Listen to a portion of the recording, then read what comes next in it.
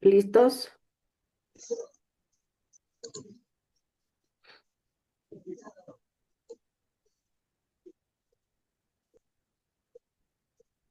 Muy buenas tardes a todas y todos. Es un verdadero privilegio acogerles en este espacio que más que una ponencia es un acto de encuentro, un momento donde saberes, sensibilidades y compromisos se entrelazan para abordar una cuestión urgente y profunda y humana. ¿Qué significa vivir con dignidad en Ecuador hoy? Permítame comenzar con una escena donde una mujer, probablemente madre, enciende una vela antes de que su hijo abra los cuadernos para hacer la tarea.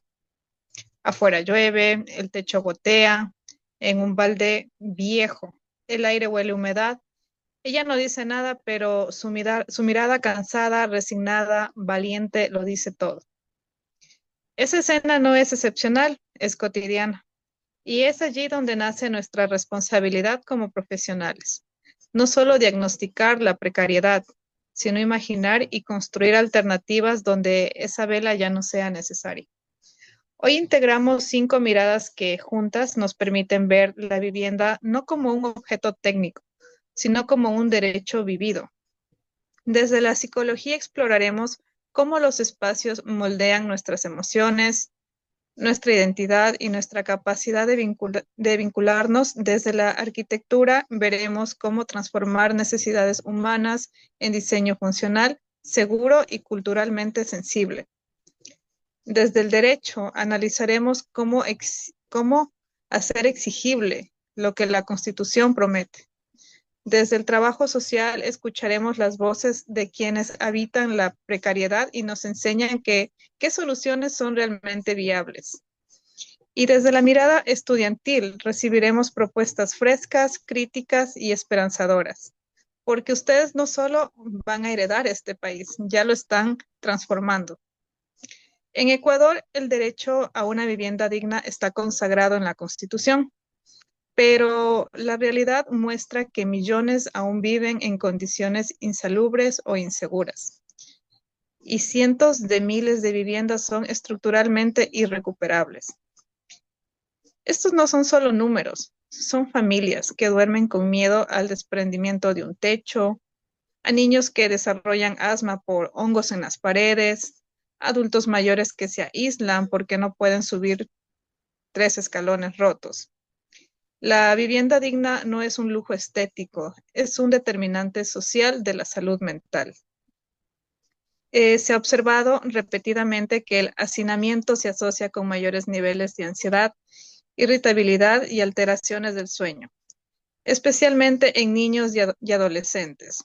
Por otro lado, las mujeres, jefas de hogar, en asentamientos informales suelen vivir bajo una presión constante que erosiona su bienestar emocional, no por una catástrofe puntual, sino por la amenaza persistente de habitar en la incertidumbre. Esto ocurre porque la inseguridad habitacional, ausencia de servicios, riesgo de desalojo, estructuras deficientes, es percibida por el cuerpo como una amenaza biológica continua. Esto activa sistemas de estrés de forma crónica, afectando memoria, regulación emocional y autoestima a largo plazo. Esto mina la confianza en el futuro y la capacidad de planificar con esperanza. Pero hay esperanza cuando una familia accede a una vivienda adecuada, con ventilación cruzada, iluminación natural, privacidad y seguridad jurídica. Algo fundamentalmente cambia. Recupera la autoeficacia, esa creencia de que si puede influir en su entorno, se fortalece la comunicación familiar, disminuyen los conflictos sobre exposición y los adultos mayores recuperan autonomía. El poder ir al baño solo, cocinar sin miedo a caer, abrir una ventana sin que entre el frío del miedo. Este es el horizonte que hoy compartimos. Una vivienda que no solo albergue, sino que sostenga, que no solo cubra, sino que posibilite. Una vivienda que permite a una madre soñar, a un niño estudiar sin angustia, a un anciano envejecer con dignidad.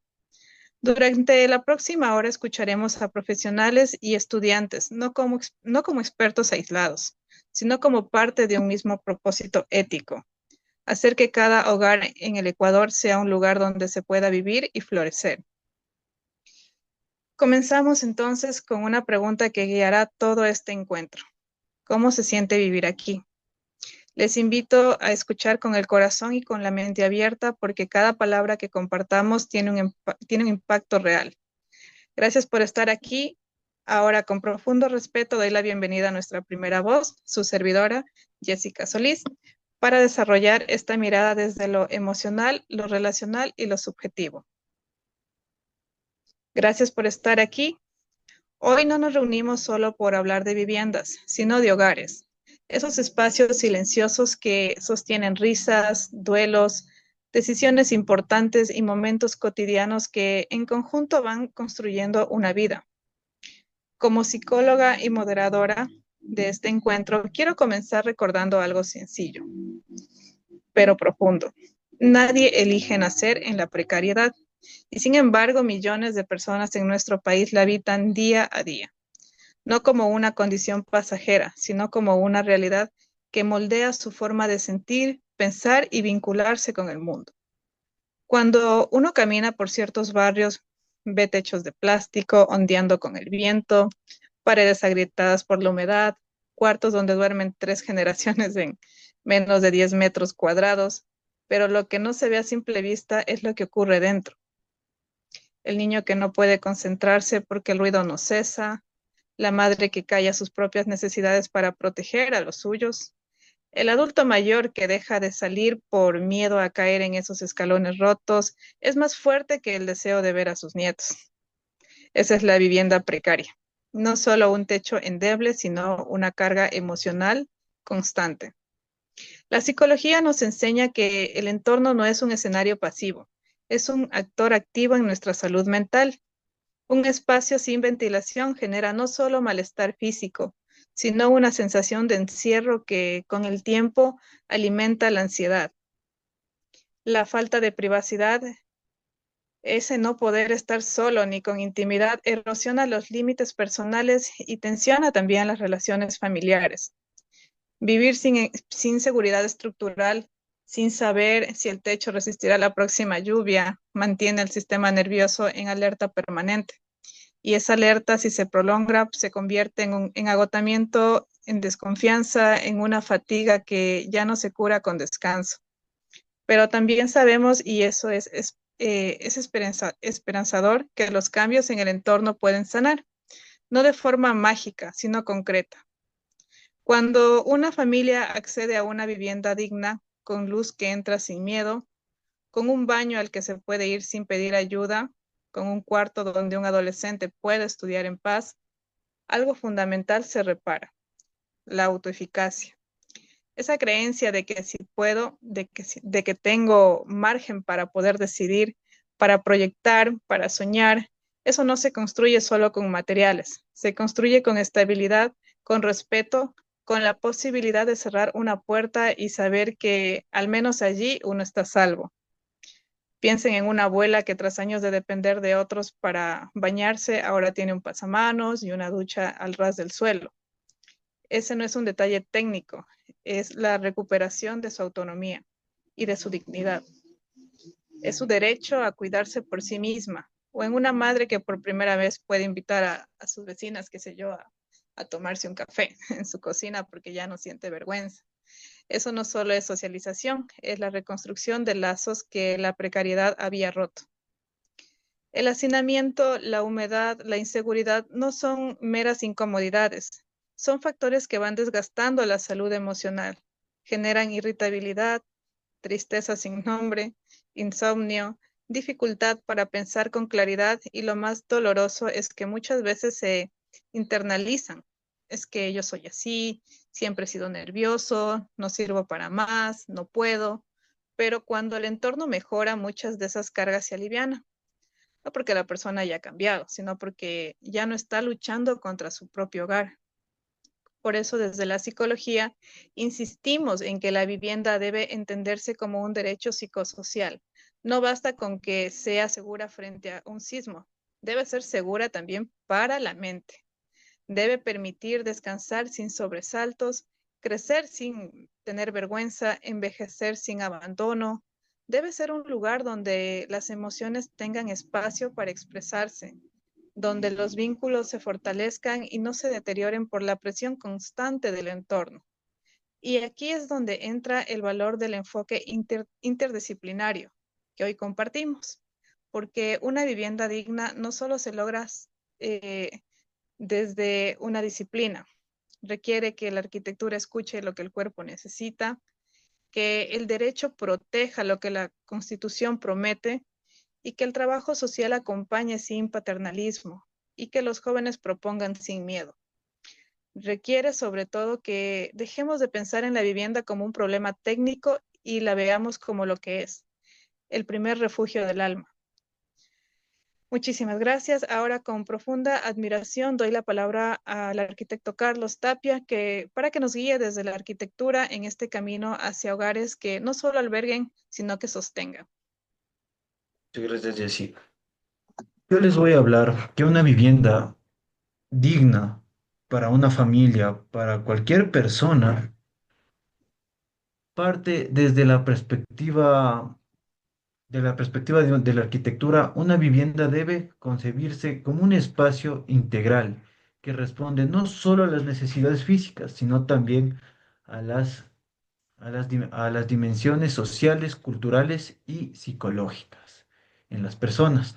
Una vivienda no es solo un conjunto de paredes y techo, es un entorno que influye directamente en la salud y la vivienda, la autonomía y la integración de quienes la habitan. El reglamento del Ministerio Habitacionales en Ecuador establece claramente que todas las personas tienen derecho a un hábitat seguro, saludable y digno, basados en un principio de sustentabilidad, equidad y justicia social. Esto significa que la arquitectura debe garantizar las condiciones técnicas adecuadas: ventilación natural y cruzada, iluminación suficiente, acceso a agua potable, saneamiento seguro y adecuado y tratamiento de residuos, así como estabilidad estructural frente a riesgos ambientales y sísmicos.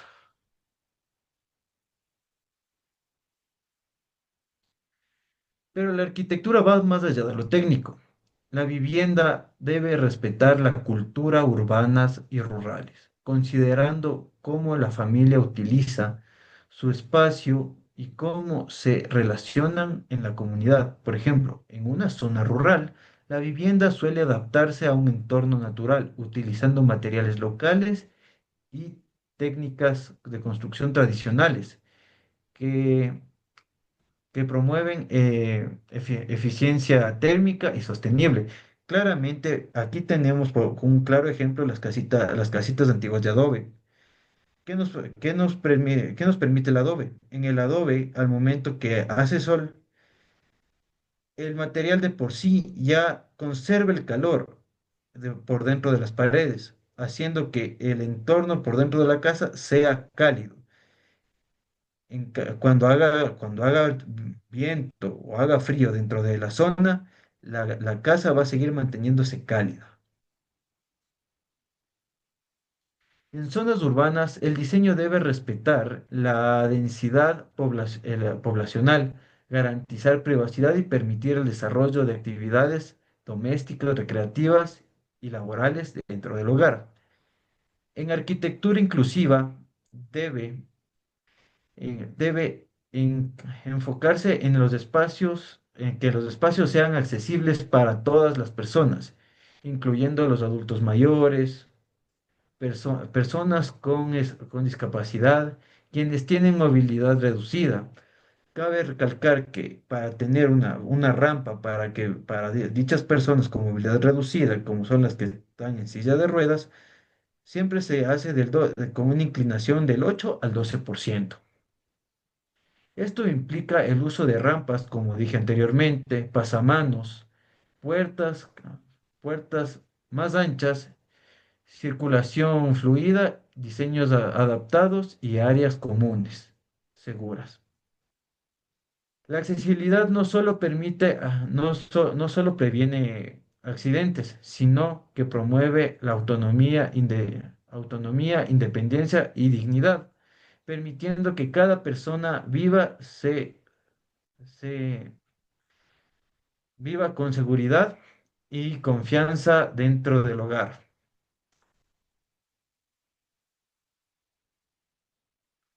Otro aspecto esencial en la sostenibilidad ambiental tal es diseñar viviendas con iluminación natural, ventilación eficiente y uso de materiales no tóxicos y sistemas de ahorro de energía contribuyente a un hábitat saludable y posible y responsable con el medio ambiente.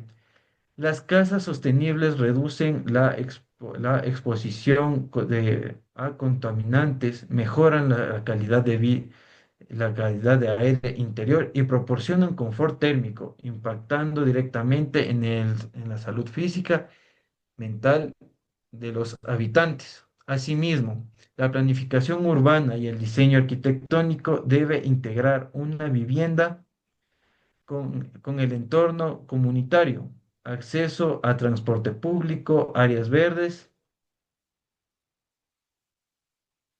centros educativos y de salud, así como equipamientos culturales y recreativos. Son elementos funcionales que transforman la vivienda en un espacio que no solo es habitable, sino, sino solamente, también es socialmente funcional y emocionalmente enriquecedor. Una buena conexión en el entorno fortalece los lazos comunitarios, fomenta la participación social y contribuye al sentido de pertenencia. Por ejemplo, un diseño incluye un patio interior, un espacio de encuentro familiar, zonas comunes seguras permiten que la convivencia diaria se realice de manera armoniosa, reduciendo conflictos y provocando la cooperación entre miembros de la familia. En caso del adulto mayor, una planificación de espacios accesibles y cercanos a servicios esenciales mejora la independencia y reduce la necesidad de una asistencia externa, impacta positivamente en la autoestima y la seguridad emocional. Finalmente, la arquitectura de la vivienda debe ser flexible y adaptable, permitiendo ajustes según la necesidad cambiante de sus habitantes. Esto incluye la posibilidad de ampliar espacios, reorganizar ambientes o incorporar tecnologías que mejoren la eficiencia y la habitabilidad. Una vivienda adaptable asegura que a medida que cambien las etapas de la vida, un hogar seguirá siendo un espacio digno, seguro y saludable. En conclusión, desde la arquitectura, una vivienda debe concebirse como un entorno integral donde convergen seguridad estructural, accesibilidad, sostenibilidad ambiental y respeto cultural y bienestar social. Cada elemento del diseño impacta directamente en la calidad de vida, la autoestima y la dignidad de quienes habitan. Garantizar estas condiciones no solo cumplen un principio legal y técnico, sino también proteger la salud, fortalecer cohesión familiar y comunitaria y promover un desarrollo humano pleno en nuestro país. Muchas gracias. Muchísimas gracias, arquitecto Carlos Tapia. Ahora, con profunda admiración por su compromiso con la justicia, doy la palabra al abogado Wilson Ruiz. Muchas gracias, Jessica. Debo de manifestar en primer lugar que la Constitución de la República del Ecuador, en su artículo 1, establece que el Ecuador es un Estado constitucional de derechos y justicia social, democrático, soberano, independiente, unitario, intercultural, plurinacional, laico. Digo esto pues que en el ámbito del derecho, la vivienda se reconoce como un derecho fundamental que garantiza dignidad, seguridad y bienestar a todas las personas, sin distinción de clase social, ingresos y condición. Esta Carta Magna, en su artículo 30, establece que toda persona tiene derecho a una vida y vivienda adecuada y digna, asegurando que cada individuo pueda acceder a un espacio seguro, habitable y respetuoso de su integridad. Complementariamente, el artículo 31 de la misma Constitución garantiza el disfrute pleno de la ciudad y de los espacios públicos bajo los principios de sustentabilidad, equidad y, como manifesté, justicia social. Estos artículos reflejan el compromiso del Estado con la protección de la ciudadanía y la construcción de un hábitat que permite desarrollar una vida plena y saludable. Sin embargo, la legislación por sí sola no basta. Es necesario implementar políticas públicas efectivas, mecanismos de control y seguimiento, así como instrumentos de planificación urbana que transformen estas normas en acciones. Salvo el marco legal vigente, la realidad evidencia que Ecuador enfrenta un déficit habitacional significativo que afecta directamente la calidad de millones de personas.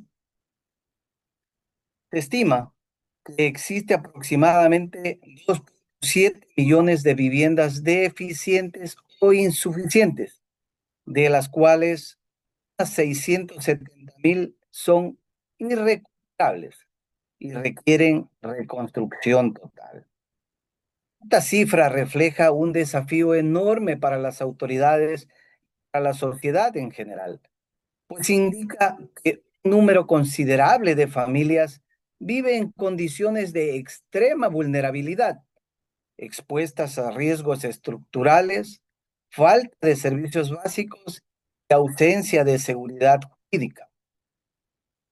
El déficit habitacional no es solo un problema cuantitativo, también tiene dimensiones cualitativas. Muchas viviendas presentan problemas de ventilación, iluminación, espacio insuficiente, inseguridad estructural o ubicación en zonas de riesgo. Esto no solamente afecta la integridad física de los habitantes, sino también su bienestar emocional, la cohesión familiar y la participación comunitaria. Además, evidencia la necesidad urgente de políticas habitacionales que prioricen a los grupos más vulnerables, las establecidas en el artículo 35 de la Constitución de la República del Ecuador, como son las mujeres jefas de hogar, adultos mayores, personas con discapacidad y familias en situación de pobreza. Así como también aquí hay un grupo vulnerable también que poco se lo toma en consideración y son aquellas personas privadas de la libertad. Desde el derecho, garantizar el acceso a una vivienda digna implica más que construir casas, implica establecer mecanismos de exigibilidad y protección. Los ciudadanos tienen herramientas legales como acciones de protección y recursos administrativos que le permitan reclamar el cumplimiento de su derecho frente a la negligencia estatal o a la violación de sus derechos por terceros.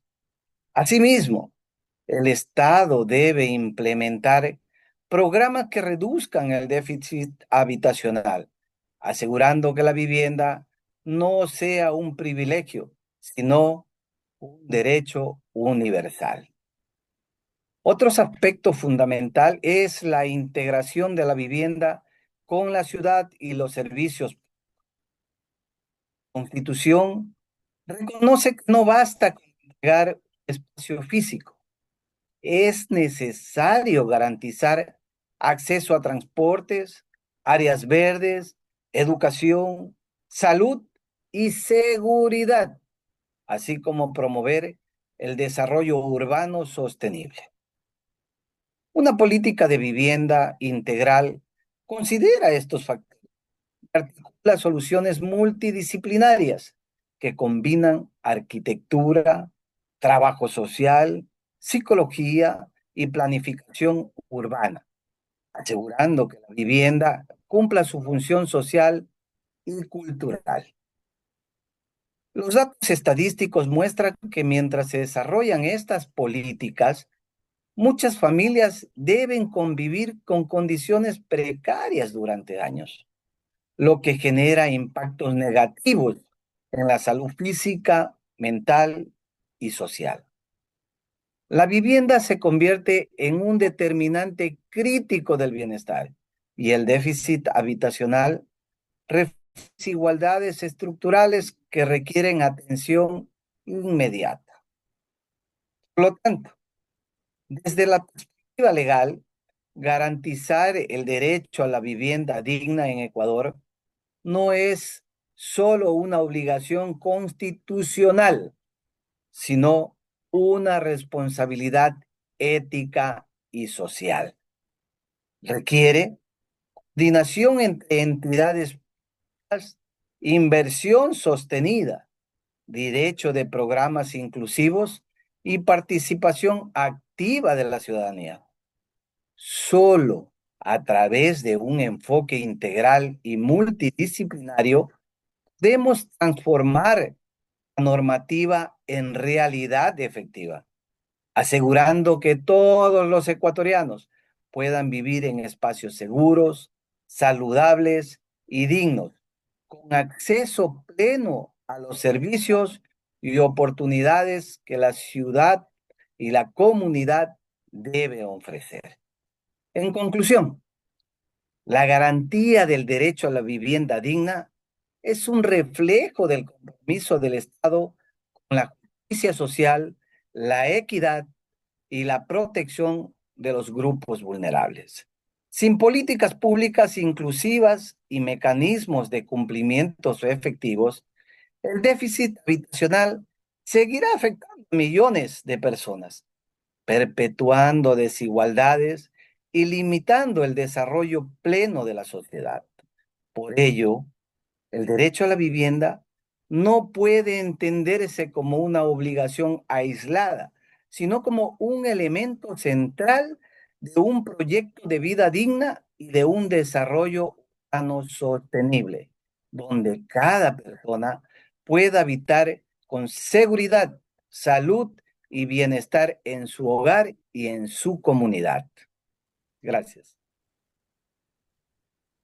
Muchísimas gracias a nuestro abogado Wilson Ruiz. Damos paso a nuestra querida psicóloga Mariela Fajardo. Muy buenas noches, mi querida Jessica, al compañero Wilson Ruiz, compañero Carlos, la psicóloga Roxana Ruiz.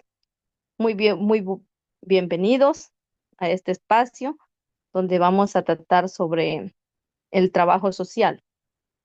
El trabajo social ofrece una perspectiva única y cerca a las realidades de muchas comunidades, ya que las profesionales de esta disciplina interactúan directamente con personas y familia. enfrentan condiciones de vivienda precaria.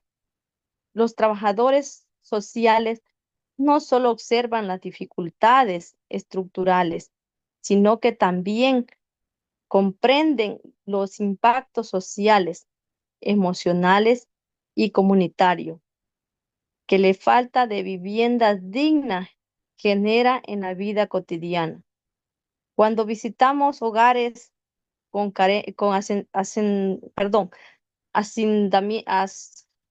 hacinamiento, falta de servicios básicos o de riesgo estructurales, los trabajadores sociales identificamos cómo están estas condiciones afectando la participación social, la cohesión familiar y la autoestima de los individuos. La precariedad habitacional genera exclusión. Las personas pueden sentirse invisibilizadas, limitadas para participar en actividades comunitarias o privadas muchas veces de oportunidades educativas y laborales. Esta vulnerabilidad se ve reforzada por la imposibilidad de relacionarse con un entorno seguro y digno. Lo puede que perpetúa ciclos de desigualdad, imaginalidad, las narrativas de los adultos mayores, de madres jefas de hogares y de jóvenes muestran un patrón claro. El ascenso a una vivienda digna transforma no solo el espacio físico, sino también las relaciones sociales, la percepción de sí mismo. Cuando una familia logra habitar un espacio seguro y adecuado, se observa un aumento significativo en la confianza, como la motivación y la capacidad de participar activamente con la comunidad. La vivienda se convierte en un instrumento de empoderamiento capaz de fortalecer vínculos familiares, vecinales y comunitarios. El trabajador social enfatiza que la vivienda no puede verse únicamente como infraestructura física, sino como un espacio de convivencia, apoyo mutuo y construcción de ciudadanía. La manera en que los espacios están organizados y utilizados influyen mucho en las personas, cómo se relacionan, se apoyan entre sí y participan en la vida comunitaria. Por ejemplo, la existencia de patios comunes, áreas de encuentro y espacios seguros para niños, adultos mayores, fortalece la interacción, la cooperación y la solidaridad. Además, el trabajo social evidencia la importancia de la participación activa de la comunidad en el diseño, la planificación y la gestión de los espacios habitacionales. Cuando las familias y los vecinos son incluidos en decisiones sobre el diseño de su vivienda o planificación de servicios, se fortalece el sentido de pertenencia y la corresponsabilidad, generando comunidades más cohesionadas y resilientes. La experiencia práctica también muestra que la interdisciplinaridad es clave. El trabajador social actúa como puente entre la comunidad, los psicólogos, los arquitectos y las autoridades legales.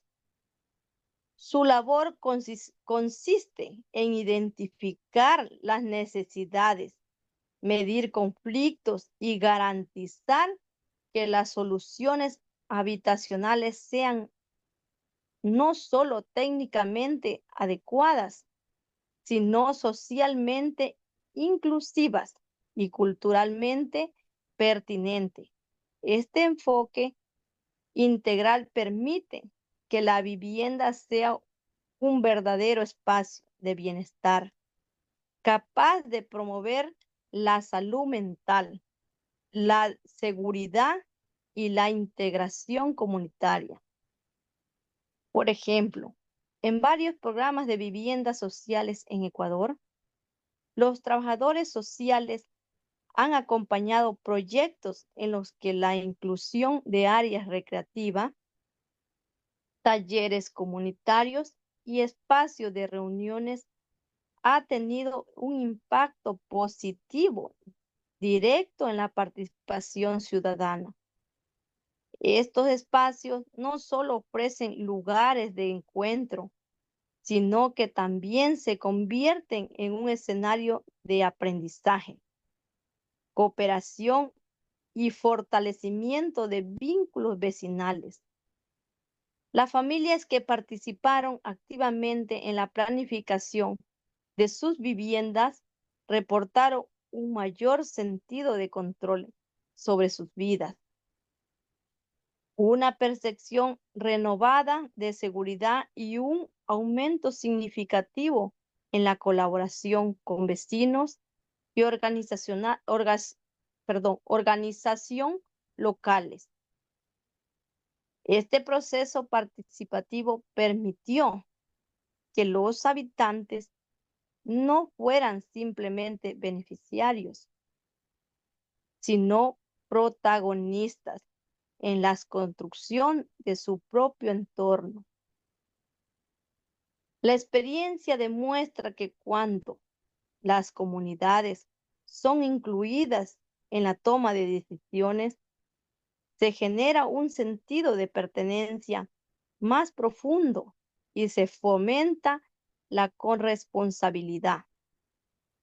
Los patios comunes, las áreas verdes y los espacios para talleres comunitarios se transforman en punto de encuentro que promueven la solidaridad y la cooperación, reduciendo el aislamiento y fortaleciendo,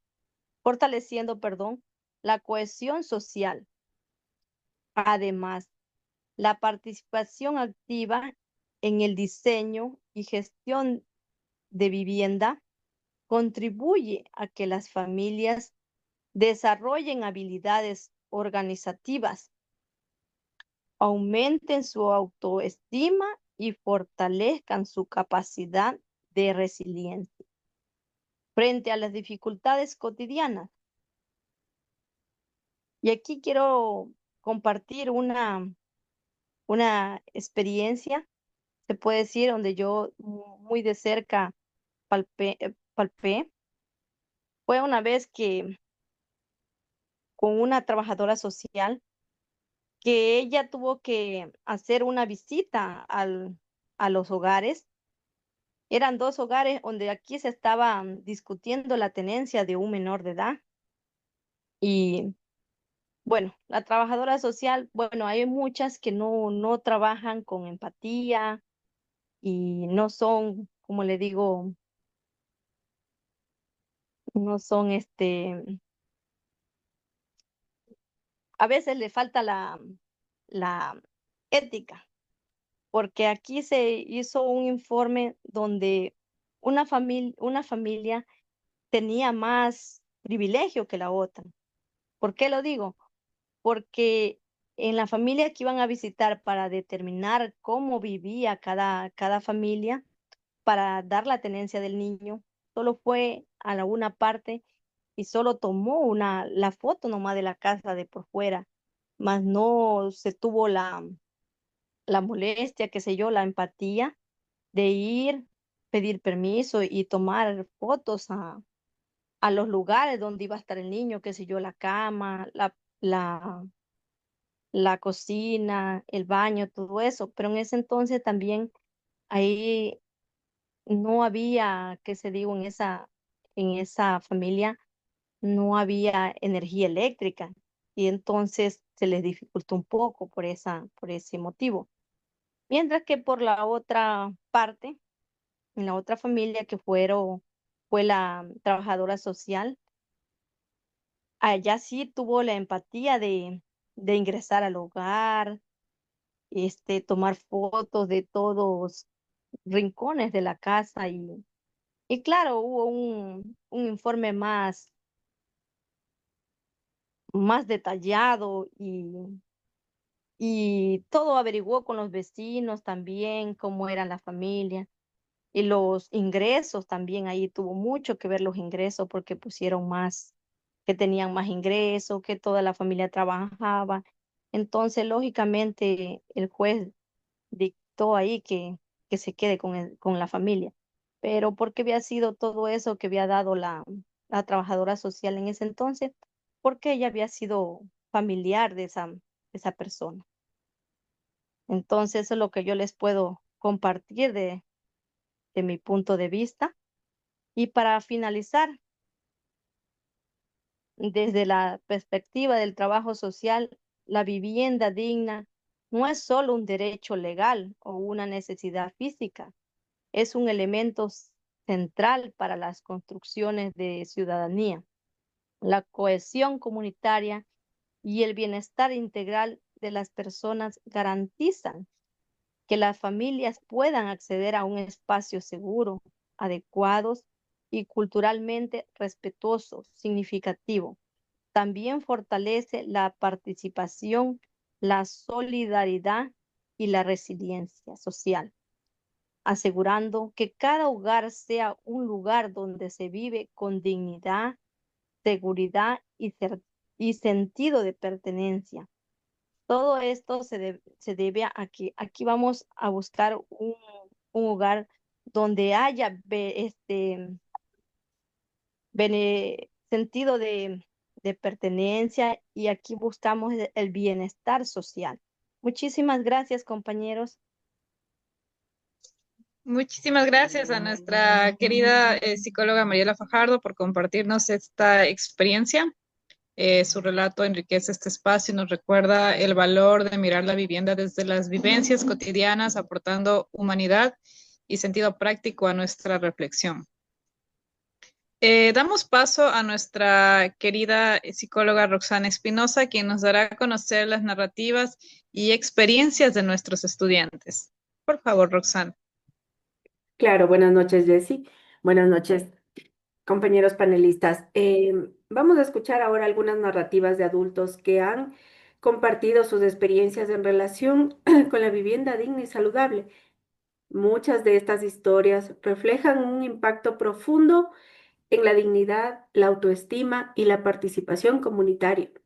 Por ejemplo, algunos relatan cómo un espacio luminoso, ventilado y accesible le ha permitido recuperar la sensación de control sobre su vida y la confianza, sobre todo, para interactuar con otros miembros de la misma comunidad. Otros comparten que al pasar de un cuarto oscuro, húmedo y con una infraestructura deteriorada, gastada, a una vivienda con una ventilación más adecuada, mucho más adecuada, una iluminación natural y acceso sobre todo a los servicios básicos como agua potable, electricidad, saneamiento, recuperaron la motivación para participar en actividades comunitarias y de esa manera contribuir al bienestar colectivo. Estas experiencias demuestran que la vivienda no es únicamente un espacio físico, sino es un catalizador de transformación personal y social. Estas historias también revelan la importancia activa de la participación activa, más bien dicho, de las personas en la planificación y el diseño de sus hogares. Cuando los habitantes son incluidos en las decisiones sobre cómo organizar estos espacios, sus espacios, qué servicios priorizar y cómo relacionarse el, con el entorno, cómo adecuarse con el entorno nuevo en el que están, esos vínculos familiares se fortalecen. la cohesión vecinal y el sentido de pertenencia crece. La vivienda se convierte así en un espacio de empoderamiento donde cada persona puede asumir un rol mucho más activo en la construcción de su propio entorno. En este contexto, los, los estudiantes aportan una perspectiva innovadora y fresca. Su participación permite conectar el análisis académico con la práctica local, generando ideas y propuestas que reflejan tanto la teoría como las necesidades reales de las comunidades. Por ejemplo, algunos estudiantes han documentado proyectos locales en barrios donde la organización comunitaria ha transformado espacios comunes en lugares de encuentro y recreación, fomentando así la integración social y el apoyo mutuo. Otros ejemplos incluyen, por ejemplo, iniciativas arquitectónicas que incorporan criterios de accesibilidad universal como rampas, pasamanos, una circulación fluida y baños adaptados, garantizando que las viviendas sean habitables y seguros para los adultos mayores y personas con discapacidad. Estas intervenciones muestran cómo la arquitectura puede responder a necesidades específicas, mejorar la calidad de vida y promover la autonomía de los habitantes. Además, los estudiantes han observado propuestas legales y acciones comunitarias que defienden el derecho a un hábitat digno. Por ejemplo, comunidades que han interpuesto acciones legales o amparos para exigir la reparación de viviendas precarias o la entrega de servicios básicos han logrado cambios significativos, demostrando que el conocimiento interdisciplinario y la participación activa son herramientas poderosas para garantizar los derechos fundamentales. Las experiencias y los ejemplos aportados por los estudiantes subrayan la importancia de articular la teoría con la práctica, combinando la psicología, la arquitectura, el derecho y el trabajo social, como bien lo han expuesto mis compañeros en este panel. Esta integración permite generar soluciones que no solo cumplan con estándares técnicos y legales, sino que también responden a las necesidades reales de las personas, respetan la diversidad cultural y promueven la cohesión social. Por último, estas narrativas ponen en evidencia que la vivienda digna es un derecho que transforma vida. No se trata únicamente de construir casas, sino de crear espacios donde las personas puedan vivir con seguridad, con bienestar y con sentido de pertenencia, fortaleciendo su autonomía y participación en la comunidad. Cuando los adultos y las familias experimentan mejoras tangibles en sus hogares, también se fortalece el tejido social, se generan redes de apoyo, se incrementa la colaboración entre vecinos y se promueve un entorno más equitativo e inclusivo. En conclusión, escuchar estas experiencias de los adultos y combinar estas perspectivas con las propuestas de los estudiantes nos permite entender que la vivienda no es solo un lugar donde habitar, sino un instrumento para construir ciudadanía, dignidad y bienestar integral. Este enfoque interdisciplinario nos enseña que la participación activa, el diseño inclusivo y la protección legal son elementos indispensables para garantizar que todos los ecuatorianos puedan acceder a un hogar seguro, saludable y digno, que respete sus derechos y potencie su desarrollo personal y comunitario. Tras escuchar estas narrativas y analizar cómo las experiencias de distintos adultos reflejan la importancia de un hábitat digno, resulta fundamental incorporar la voz de quienes hoy nos formamos en estas disciplinas. Como estudiantes, no solo observamos estas realidades desde la teoría, sino que las vivimos y las analizamos en nuestras prácticas en los territorios, y en los espacios comunitarios. Por ello, queremos compartir nuestra perspectiva colectiva que nace del aprendizaje, del compromiso y el deseo de construir un país más justo y habitable.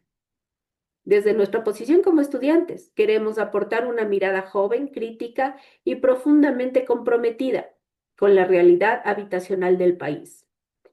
A lo largo de nuestra formación y nuestras prácticas, hemos comprendido que la vivienda digna trasciende el concepto de infraestructura, representa un factor esencial para el bienestar integral y para el desarrollo pleno de las personas y las comunidades.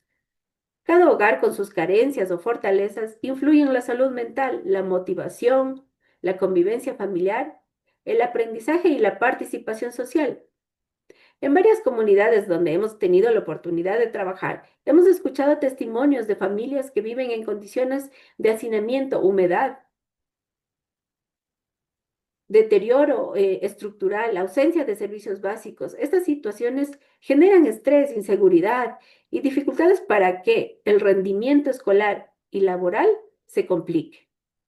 Como estudiantes, estas experiencias nos muestran que de manera directa cómo se ha formado la precariedad habitacional y cómo esto ha influenciado en desigualdades que limitan la oportunidad de desarrollo que tiene la comunidad.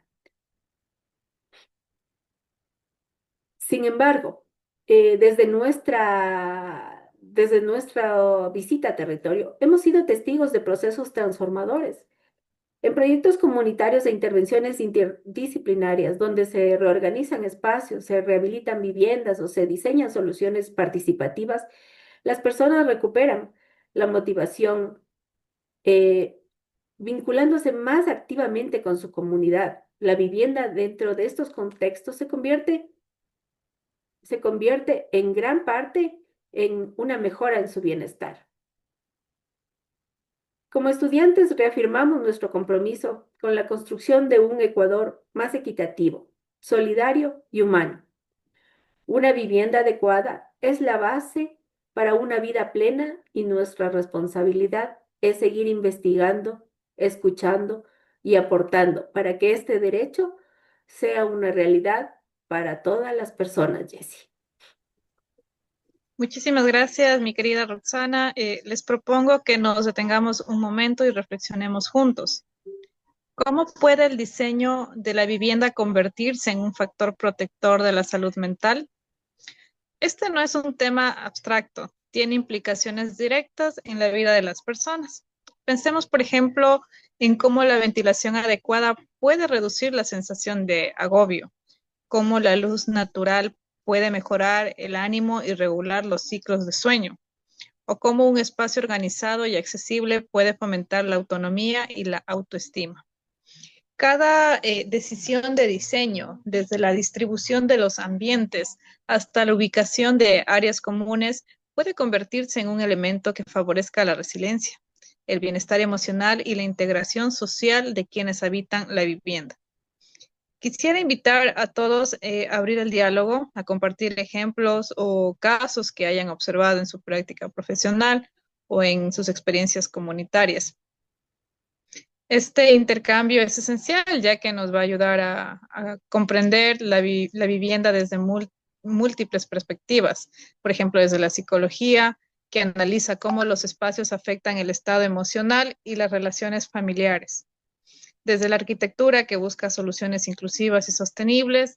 Desde el derecho, que garantiza mecanismos de protección y exigibilidad.